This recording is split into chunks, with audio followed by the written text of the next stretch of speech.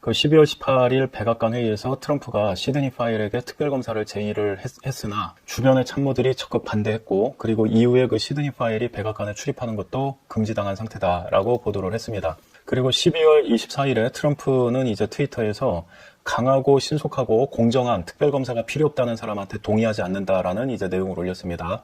그리고 자세하게 이제 조사될 필요가 있다라고 하여 특검 추진 의사를 이제 밝혔죠. 그래서 또 언론에서 이제 그 시드니 파일의 그 특검 관련한 내용들이 다시 이제 재조명을 받고 있는 것 같습니다. 지금 이 트럼프 측에서는 계속 소송을 통해 가지고 이제 결과를 뒤집겠다라는 의사를 밝히고 있는데, 그러나 이제 시드니 파일 같은 경우는 이제 특별검사와 이제 마셜로 개헌법 적용을 이제 주장을 했죠. 그러면은 지금 트럼프 법률팀하고 시드니 파일하고 그 어떤 전술의 그 차이가 있는데, 특별검사가 반드시 필요하다라고 하는 당위성을 설득력 있게 설명한 글이 그 우리나라 법학전문대 있는 그 한 선생님, 엄영칠 선생님이라는 분이 이제 페이스북에 올린 글에 있어서 그 내용을 좀 소개를 하고자 합니다. 그 내용을 읽어보면은 정말 이게 특별검사가 있어야 뭐 법정 소송도 승산이 있겠구나 이런 생각이 이제 들어요. 그래서 특별검사가 전제되지 않고는 나머지 방법들이 선택되기 어렵겠다 그런 생각이 듭니다.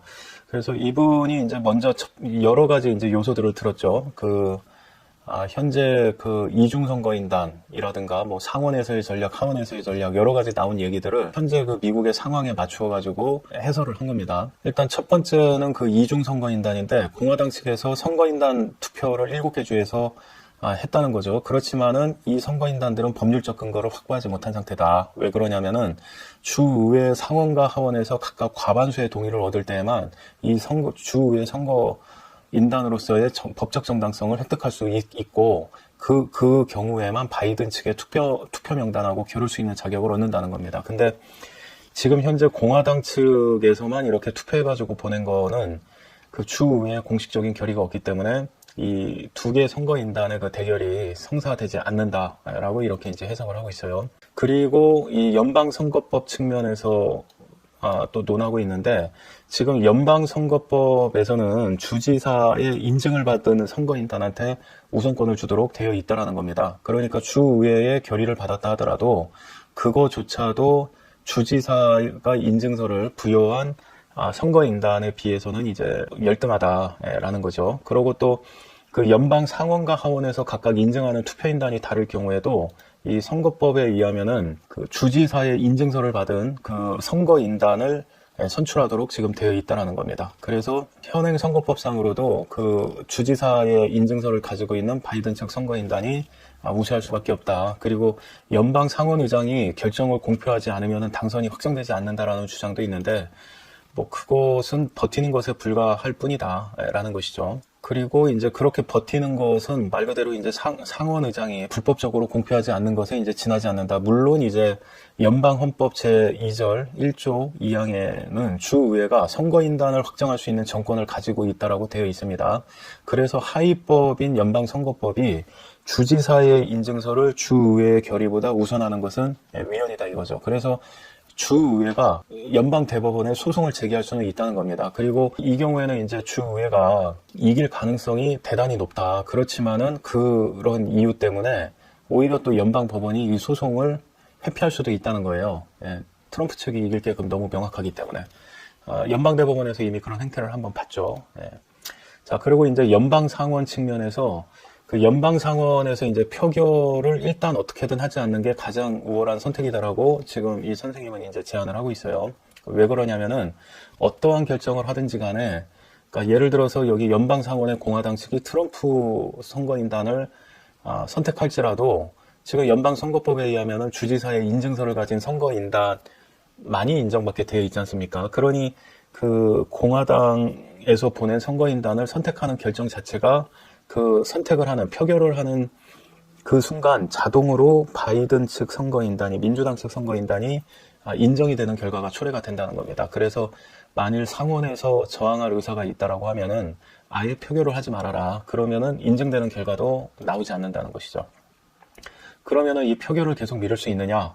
이 상원 규정에 의하면은 그 2단계의 그 필리버스터가 가능하다고 합니다. 선거인단 인증과 관련된 규정을 보면은 2시간 토론을 한 이후에 표결을 하도록 되어 있는데, 이제 이분 해석으로는 그 2시간 토론이라고 하는 것은 표결을 위한 의제를 선정하기 위한 토론이다라고 보는 것이고, 그 의제가 선정된 것에 대한 상원의 무제한 토론은 여전히 가능하다는 것입니다. 그래서 하원에서 무제한 토론을 하면서 시간을 끈다고 문제 제기를 하더라도 법리적으로는 연방 상원이 우위에 있기 때문에 그것은 문제가 없을 것이다. 연방 상원에서 공화당 의원이 일치단결해서 움직이게 되면은 저 투표를 막을 수 있겠죠. 그 경우에는 이제 트럼프한테 시간을 벌어줄 수가 있게 됩니다. 그런데 이 필리버스터 무제한 토론을 중단시킬 수 있는 조건이 상원은 60명이 이제 동의할 경우거든요. 그러니까 공화당에서 10명의 이탈표가 생기지 않으면은, 그러면은 그 필리버스터를 지속해서 시간을 끌 수가 있지만 10명의 배신자가 나오면은 결국 그것도 종료가 된다는 겁니다. 근데 지금 이제 맥코넬 상원의원 같은 사람은 아예 공개적으로 트럼프 포기를 지금 선언하고 다른 상원의원들을 설득하고 있기 때문에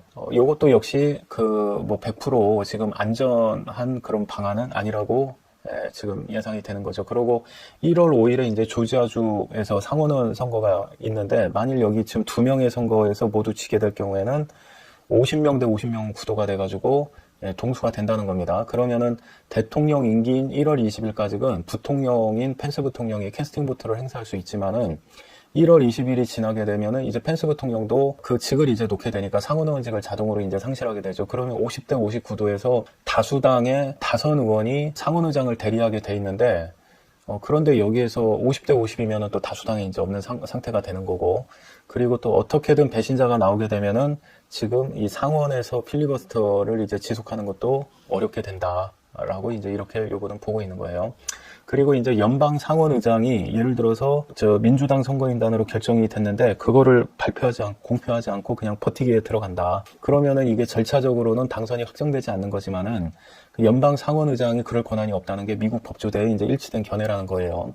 그래서 뭐 이 부분에 대해서는 하원이 소송을 할 경우에는 바로 연방 대법원이 하원의 손을 들어줄 것이다. 그리고 또 연방 상원의장이 요 당선자를 발표하지 않는다고 해서 수정헌법 제12조에 의한 주 하원에서의 이제 주 대표들에 의한 선출이 자동으로 이루어지는 것도 아니다.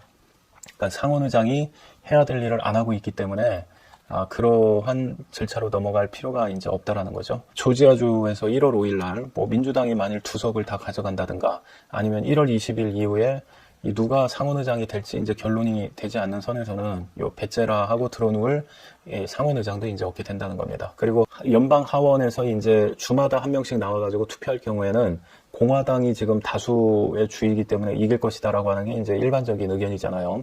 근데 이제 이 사항도 이분은 좀 이제 유동적으로 보고 있습니다. 첫째로는 아직까지 이제 미국에서 뭐 개표 결과가 확정이 된 거에서는 25개의 주가 공화당이 이제 확보를 한 것이고 나머지는 아직 개표가 진행 중인 모양입니다. 그래서 아직 그 과반 이상인 26개가 확보가 되지 않은 상태다. 이건 시간이 지나면은 확보가 되겠죠. 근데 또 그것 때문에 개표를 질질 끌고 있을 수도 있겠죠. 두 번째는 이제 수정헌법 12조에 관해서 변수가 생길 수 있다라는 거죠. 17개 이상의 주가 투표를 위해서 대표를 출석시키지 않으면 정족수가 성립이 되지 않는 겁니다. 그러면은 투표가 이루어지지 않겠죠. 그리고 반란표가 나와서 바이든이 당선되는 경우, 그리고 이제 세 번째로는 25대 25가 될 경우인데 이거는 뭐 개표가 좀 더 진행되면은 뭐 공화당 우세가 가능해질 것이다라고 이렇게 보고 있는 것이죠. 그래서 요 연방 하원에서의 요 투표도 변수가 남아있다. 그래서 이제 이분의 결론이 뭐냐면은 광범위하고 명백한 증거 확보가 필요한 것이다. 그리고 원칙적으로 볼 때 그래도 가장 정당성을 가지고 있는 게 주의회잖아요. 주의회가 헌법에는 주의회가 결정한 선거인단이 이제 그 권한을 갖도록 되어 있기 때문에 그래서 주의회의 공식적인 결의를 획득하는 게 1순위 목표다라고 이번에 제시하고 있고 그것이 없이는 트럼프 대통령의 재산 시나리오는 존재할 수가 없다라는 겁니다. 그리고 주의회가 이제 트럼프 선거인단을 결의를 하더라도 그리고 이제 지금 연방 상원에서의 공화당 측이 이제 일치 단결이 이제 필요하다. 그래서 한 10명 정도의 반란표가 나오게 될 경우에 바이든의 당선을 절차적으로 되돌릴 수 없는 상황에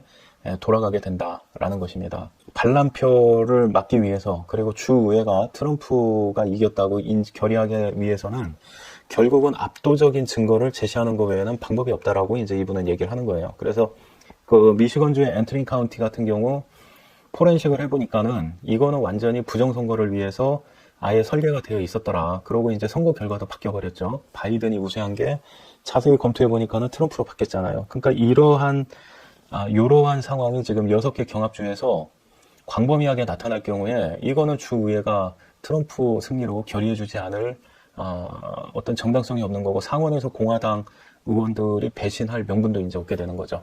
그래서 이분은 광범위하고 명백한 증거 확보가 가장 우선적이다라고 얘기를 하고 있는데 그러면은 이제 증거 확보를 어떻게 할 거냐 그 방법에 있어서 주의회가 이제 증거를 확보하기 위해서 주 행정부에다가 영장을 발부를 한다 이거죠. 하라고 제시하라고. 그런데 이거는 그 거부할 수 있다는 겁니다. 이제 그렇게 되면 주의회는 법원에다가 소송을 제기해서 강제해야 되는데 또 이 경우에 결국 주 법원은 트럼프한테 유리한 내용이기 때문에 아예 판단 자체를 안 할 것이다.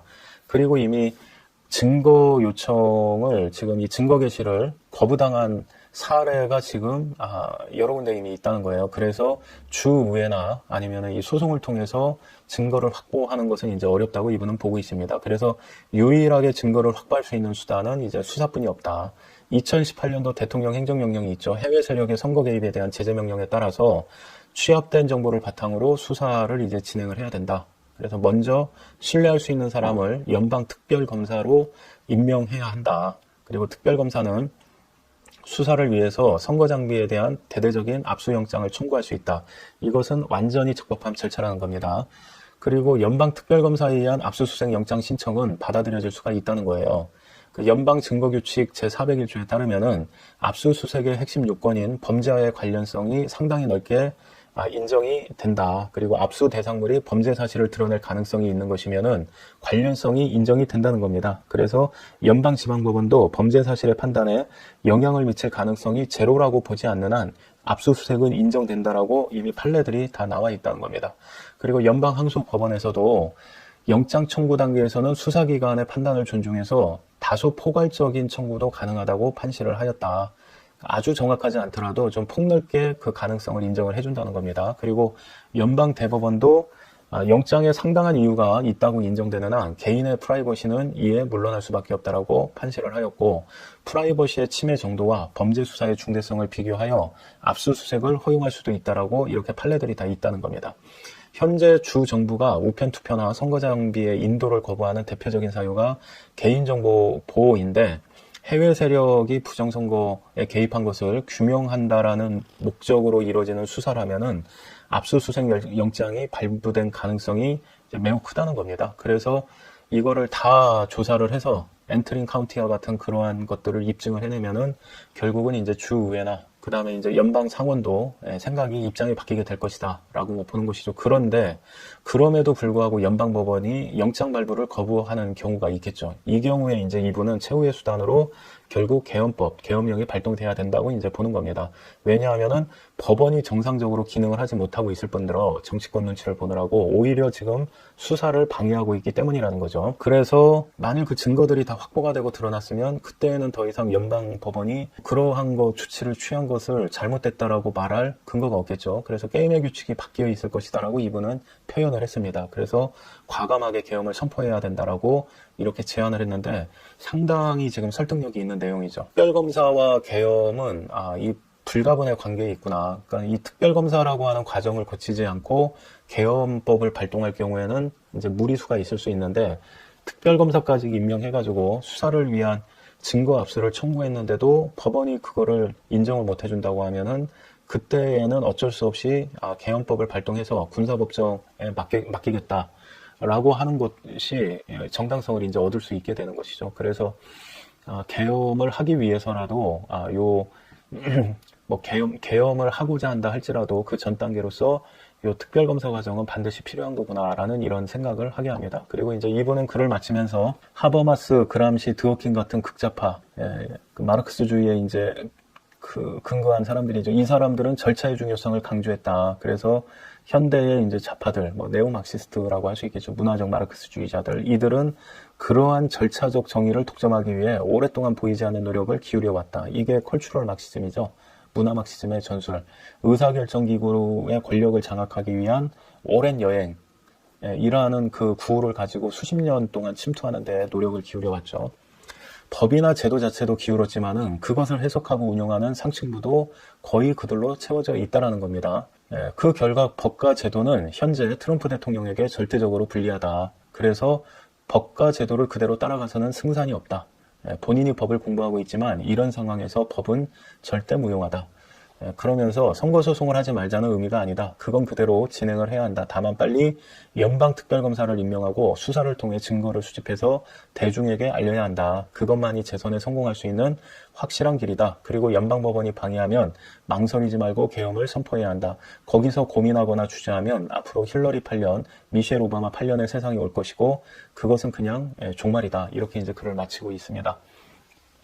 굉장히 설득력이 높은 글이라고 생각을 하고, 트럼프가 12월 18일에 특별검사 아이디어를 꺼내고 24일에 다시 특별검사 얘기를 꺼낸 것도 그러면은 거의 이런 판단을 하고 있다는 거겠죠. 18일날 백악관의 참모들이 특별검사라는 것 자체를 반대를 했는지 아니면은 시드니 파웰만을 반대를 했는지 잘 모르겠지만은 만일 특별검사라는 것 자체를 반대했다고 하면은 그거를 생각하고 있는 트럼프는 상당히 탁월한 리더다라고 하는 것을 우리가 이제 생각을 해볼 수 있겠죠. 지금 이제 그 장외에서 열심히 투쟁하고 있는 리누드 변호사나 이 시드니 파웰 변호사나 이 사람들의 지금 공통점을 보면은 트위터에 보면은 크리스천들이거든요. 그러니까 이 사람들은 지금 현재의 구도를 성과 악의 구도로 바라보고 정말 모든 거를 다 이 내바친 사람들처럼 지금 투쟁을 하고 있죠. 그래서 이제 그런 측면에서 지금 트럼프 대통령이 그 심지어는 이제 법무부 장관까지 배신하는 것을 경험을 했고, 그러고 이제 여러 정부 기관에서 속속들이 이제 배신하는 것을 경험하고 있고, 심지어는 연방 대법관들조차 본인이 임명한 3명이 전부 다 등을 돌려버렸잖아요. 그러니까 이런 상황에서 지금 트럼프 대통령 입장에서 제도권에 누구를 믿을 수 있겠는가? 제도권에 일단 안착하고 나면은 예를 들어서 연방 대법관들 같은 경우에 지금 그 자리에 있으면 평생 동안 자기가 미국에서 최고의 대우를 받으며 지낼 수 있는데, 그런데 이제 정치권의 민주당에 밑보여가지고 앞으로 연방 대법원의 권위가 흔들리고, 그리고 이제 연방 대법관들 숫자를 늘린다고 민주당이 주장하면서 위협을 하잖아요. 이제 그럴 경우에 자기네들의 기득권이 손상되니까 세상이 어찌 돌아가든 말든 우리 법원의 이익을 지키자라는 이제 이런 식의 태도를 지금 보이고 있는 거 아닙니까? 그런 상황이기 때문에, 그러나 지금 리누드 변호사나 요 시드니 파웰 변호사나 이런 사람들은 그런 기득권이 없잖아요. 그러니까 지금 본인들의 양심 외에는 타협할 재료가 없는데, 지금까지 이 사람들이 막 그 외치고 뛰어다닌 것을 보면은 그런 것에 쉽게 타협할 사람으로 보이지 않죠, 지금 상황에서. 그래서 아마 트럼프 대통령이 시드니 파웰 변호사를 생각을 한 게 아닌가, 그 생각이 들고, 그리고 무엇보다도 자기가 굉장히 이제 그 아끼던 플린 장군이 그 FBI의 그 불법 수사로 인해 가지고 덫에 이제 갇혀 있는데 그거를 구해준 사람이 시드니 파웰 변호사잖아요. 그러니 그 플린 그 장군을 통해서도 시드니 파웰에 대해서 충분히 아마 전해 들었을 것이고, 아마 그러한 신뢰가 있었기 때문에 18일에 그 플린 장군하고 시드니 파웰 변호사를 백악관으로 불러서 같이 회의를 했던 게 아닌가, 그런 생각도 듭니다. 그래서 일단 이게 시간이 너무 늦지 않았나 그런 생각도 들기는 하지만은, 그래도 24일에 이제 트럼프 대통령이 특별검사를 이제 결심한 듯한 그러한 트윗을 올린 것을 보면은 시간에 대해서는 본인들이 생각하는 바가 있겠죠. 그래서 특별검사가 임명돼서 정말 이 증거들을 압수수색을 얼른 하든가, 아니면은 연방법원이 그것을 거부하면은 그러면은 이제 계엄법 적용으로 들어가든가, 이제 그러한 것이 눈에 빨리 보이면은 좋을 것 같습니다.